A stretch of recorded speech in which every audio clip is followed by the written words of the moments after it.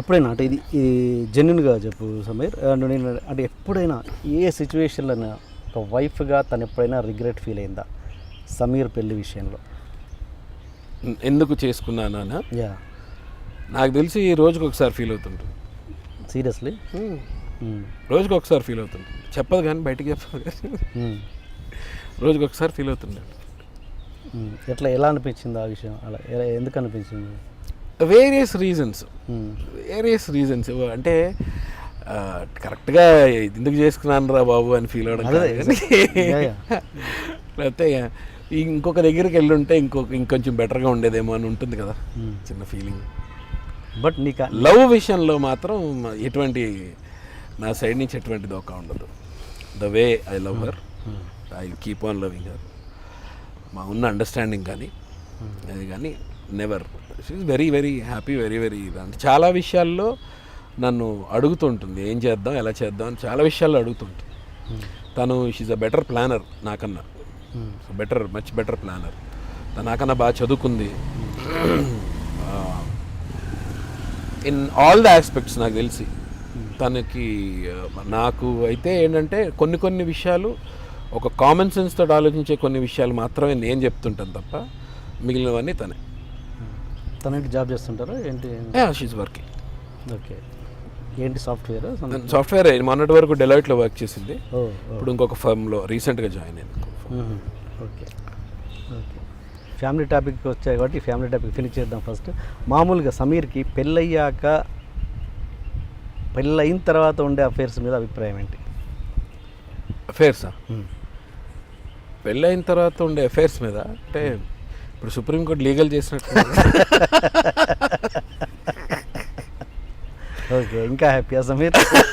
చిచ్చి అదేం లేదు కానీ అంటే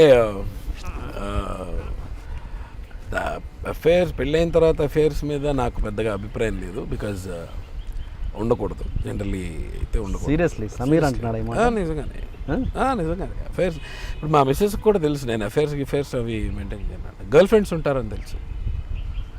నిజమా? సీరియస్గా నేను ఎక్కడికి పారిపోను, నేను ఒక వేరే ఇల్లు పెట్టేసుకోవడం కానీ అది వేరు. అది అదే అఫేర్ అంటే ఎట్లా ఉంటుంది? ఇల్లు పెట్టి సెటప్ పెట్టేది కదా అఫేర్ అన్నది. అంటే సీరియస్గా వెళ్ళినాని. ఓకే, మెయిన్ రీజన్ ఏంటంటే నేను ఎక్కడ ఎవరు సీరియస్గా వెళ్ళను. నేను లైన్ చెప్పు నాకు. ఏది సీరియస్గా వెళ్ళనంటే ఏంటి? ఫ్రెండ్స్ ఉంటారు, జనరల్ ఫ్రెండ్సే అంతే తప్ప ఒక బార్డర్ గీసి ఉంటుంది అంతే, దాన్ని దాటి వెళ్ళడం సమస్య లేదు. ఓకే, అంతే. సో సమీర్ సెక్సువల్ రిలేషన్స్ ఎవరికి తోటి లేవు? No way. ఇది మాత్రం ఏంటంటే నేను ఎక్కడ అఫ్కోర్స్ ఇది పర్సనల్ విషయం, నేను అడగొద్దు. బట్ నిజంగా అంత కాన్ఫిడెంట్ నువ్వు చెప్తున్నా అంటే నాకు డౌట్ వచ్చింది. లేదు నేను పెట్టుకోను, ఎందుకంటే అవి తర్వాత ఎక్కడెక్కడ లీడ్ చేస్తాయి. ఈ రోజుల్లో ఇంకా డేంజరు అది అసలు. ఎందుకంటే ఇప్పుడు బాగానే ఉంటుంది, కొన్నాళ్ళు పోయిన తర్వాత ఏదో ఒక విషయంలో ఒక డిఫరెన్సెస్ వస్తాయి కదా. ఆ డిఫరెన్సెస్ వచ్చినప్పుడు వాళ్ళు అవి బయటికి తీసుకురావడం, లేకపోతే ఈ ప్రూఫ్లు పెట్టడం, ఈ గోలంతా తలనొప్పి. మళ్ళీ దానికి మనం సంజయశీలు ఇచ్చుకోవడం. అందుకని నేను వాటికి దూరంగా ఉంటాను, డెఫినెట్గా దూరంగా ఉంటాను. Okay, nice. మామూలుగా ఇన్ని లోకల్లో షూటింగ్ అవుతుంటే local setup, local girlfriends అలా మెయింటైన్ చేస్తారు. బట్ సమీర్ బయట దేశాలకు వెళ్ళినా కూడా అక్కడ ఎవరెవరు వస్తారంట friends, girlfriends or like that. నా ఫ్రెండ్స్ చాలామంది బయట దేశాల్లో కూడా ఉన్నారు. అంతేనా? ప్రభు మర్చిపోయినా ఏమన్నా ఎవరు? తమిళ్ ప్రభు గారు ఇక్కడ కూడా కజిన్స్ యారు ఇల్లియా అని అడిగారు. ఇన్సిడెంట్ చెప్పారు సార్. అంటే అక్కడ మేము మెల్బోర్న్లో షూటింగ్ చేసేటప్పుడు. ఓకే, ఏ సినిమాది? ఆరెంజ్కి షూట్ చేసేటప్పుడు నా ఫ్రెండ్ ఒక అమ్మాయి సిడ్నీలో చదువుతుండేది. నేను ఫేస్బుక్లో పెట్టాను off to Melbourne for orange shooting అని. అది చూసి నువ్వు ఆస్ట్రేలియా వస్తున్నా చెప్పలేదు ఇది ఏదైనా అడిగితే నేను అసలు మర్చిపోయాను. 3-4 years అయింది అమ్మాయి టచ్లో లేక. తను ఆస్ట్రేలియా వెళ్ళిపోయిందని కూడా నాకు తెలియదు. సిడ్నీలో చదువుతున్నాను, నేను ఇక్కడే ఉన్నాను. సో ఎప్పుడు వస్తున్నావు మెల్బోర్న్ ఇదేదంటే, నేను ఆల్రెడీ మెల్బోర్న్లో ఉన్నాను, ఆల్మోస్ట్ 40 days ఉంటాను ఇక్కడ అని అంటే, సరే ఎప్పుడో వీకెండ్ ఎప్పుడో విజిట్ చేస్తాను, షూటింగ్ చూడాలి నేను. And first of all Ram Charan అంటే చాలా ఇష్టం, రామ్ చరణ్ చూడాలి నేను. ఇదేంటే okay you can come down అంటే తను అక్కడి నుంచి మెల్బోర్న్ నుంచి సిడ్నీ నుంచి మెల్బోర్న్ వచ్చింది. లొకేషన్కి వస్తే అందరికీ పరిచయం చేశాను నేను.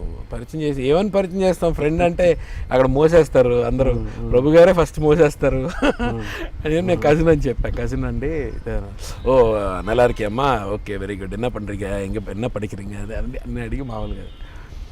సరే తర్వాత ఇంకొక షెడ్యూల్కి మలేషియా వెళ్ళాం. మలేషియా వెళ్ళి పొద్దున్న ఫస్ట్ డే మార్నింగ్ లొకేషన్కి వెళ్ళిన తర్వాత కూర్చుని టిఫిన్ చేస్తున్నాం ప్రభు గారు నేను. ఎన్నా సమీర్ మలేషియా యార్ కజిన్స్ లియా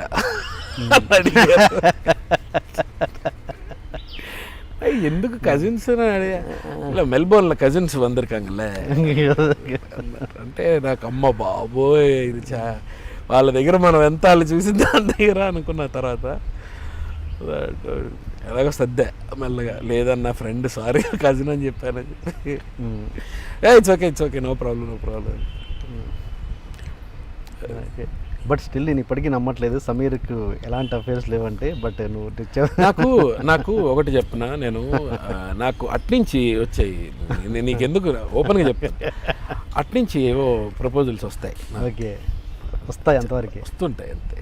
ఓకే, మీరంటే ఇష్టం అండి, మీరంటే అంతే, అంతకన్నా పెద్దగా ఉండదు. ఓకే,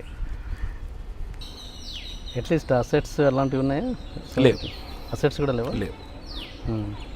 లేవు అంటే నాకు ఎక్కడ స్కోప్ దొరకలే. నాకు నేను వెనకేసుకుని సేవ్ చేసేసి అంటే ఎప్పటికప్పుడు ఒక ఆర్టిస్ట్ మెయింటెనెన్స్ వరకు చూసుకుంటున్నాడు సమీర్, అంతేనా? ఆర్టిస్ట్ మెయింటెనెన్స్ అని కాదు, బతకడానికి అంతే. నేను అంతే ఆలోచిస్తాను. ఆర్టిస్ట్ మెయింటెనెన్స్ కూడా కాదు, ఆర్టిస్ట్ మెయింటైన్ చేయడానికి అనుకున్నంత కూడా నేను ఎప్పుడు ఆలోచించలేదు. అది కూడా ఆలోచించలేదు, ఎప్పుడు ఆలోచించలేదు.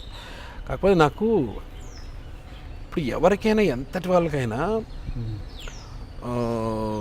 ఏదో యాన్సెస్ట్రల్ ప్రాపర్టీయో, కనీసం యాన్సెస్ట్రల్ ప్రాపర్టీస్ కాకపోయినా ఫాదరు సంపాదించిన దాంట్లో ఏదైనా ఒక వాటానో ఓ రూపాయో ఏదో ఒకటి వస్తూ ఉంటుంది, అంతే కదా. నాకు అది ఎక్కడ స్కోప్ లేదు. నేను సంపాదించిన ప్రతి 1 రూపీ నేనే సంపాదించిందే.